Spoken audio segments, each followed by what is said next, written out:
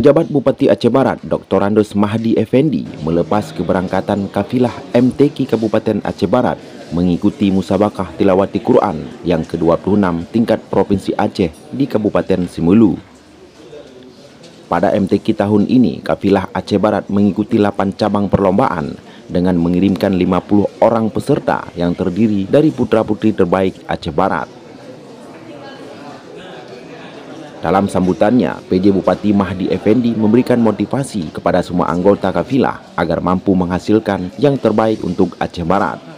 Menurutnya, MTQ bukan sekedar ajang kompetensi biasa, melainkan agenda penting yang dinantikan oleh masyarakat Aceh, di mana di dalamnya juga memiliki peran strategis dalam membentuk mental dan akhlak yang mulia.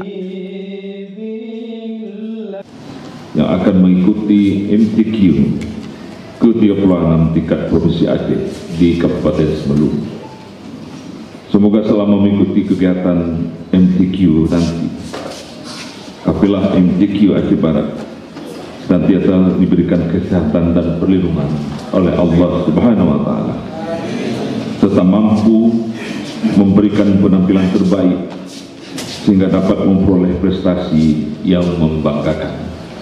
Kepala Dinas Syariat Islam Aceh Barat, Muhammad Isa, menjelaskan Pemkab Aceh Barat telah berupaya mempersiapkan diri secara maksimal. Para anggota kafilah telah menjalani latihan yang intensif dan pembinaan yang mendalam, menjadi bukti nyata akan dedikasi mereka dalam mencapai tujuan prestisius tersebut.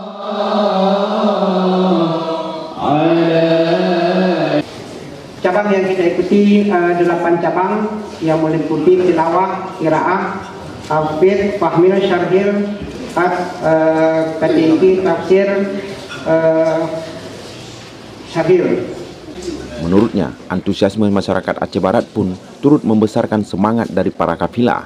Dukungan penuh dari berbagai lapisan masyarakat, serta para dukungan semakin memompa semangat para anggota kafilah untuk mengharumkan nama daerah, yaitu Kabupaten Aceh Barat.